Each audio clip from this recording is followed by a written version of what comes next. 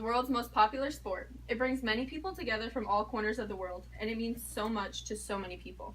Me personally, I understand the pain of seeing my favorite team lose and also the joyous rush that goes through me when my team wins. You also have, at some point in your life, experienced a time when your team came out to be champions or the runner-ups. And that uncertainty is what drives people to keep watching and keep playing sports, especially in Colombia. There are a group of people that are very passionate about the beautiful game. The World Cup of 1994 and the violence that resulted from it, and also the drug cartels that were connected to the teams, are proof that Colombians take this sport seriously. First, we have to start with some background about the 1994 World Cup and then why violence and drug cartels got involved. First, the World Cup of 1994.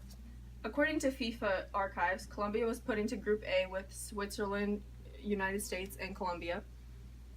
And many people were rooting for Colombia to win the World Cup because they beat Argentina in the qualifying rounds 5-0, which helped them gain much respect because Argentina was on a 30-game winning streak. Unfortunately, in the opening game, Colombia lost to Romania 3-1. This meant that they needed a win against America to continue into the World Cup. But leading up to the World Cup, America has never won against Colombia. They were actually on a losing streak, and because soccer wasn't very well developed in America, while in Colombia, they took the game very seriously. They were so serious about the beautiful game that violence began to be involved with soccer. For starters, before the World Cup started, Colombian coach Francisco Maturana, he's shown right there, received multiple death threats. They would call his house and demand that he put certain players in certain positions, and if he didn't obey them, then they would bomb his house. He ended up obeying the wishes of the people, for obvious reasons. Then, shortly after, the threats spread out to the rest of the team. Andres Escobar, shown right there, he was a center back, and he scored an own goal during the match against America, causing them to lose and to be sent home. After that, fans became hostile towards the players. In fact, a week after the loss, Andres was walking out of a nightclub in Colombia, and he got shot 6 times.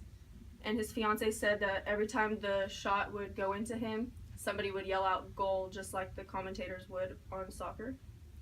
And his death shook the soccer world, making world news headlines and bringing a lot of attention to the game. In the 2014 World Cup, he was remembered during Colombia's opening game, and his sister told FIFA officials that she still remembers how she received the news that day, even after 20 years. But also, conspiracies say that Escobar was paid by another drug cartel to throw the game and to lose because he was going to be offered more money. That leads me to my next point.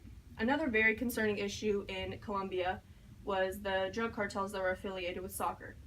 For one, all the biggest club teams were owned by drug cartels. It's no coincidence that the best years of Colombian soccer coincided with the rise in popularity of cocaine. For example, the Millonarios Club, that's their logo, was owned by a drug lord, and then the police didn't know about it till 8 years later when he was found dead in his apartment.